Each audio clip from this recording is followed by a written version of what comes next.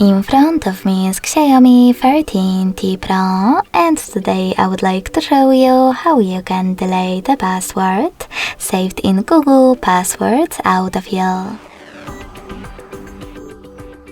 Begin by going into Settings and scrolling all the way down to access Google section.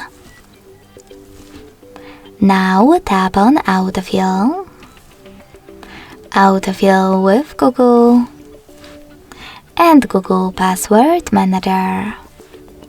Finally, just click on one of your passwords that you wish to get rid of and enter your current login method.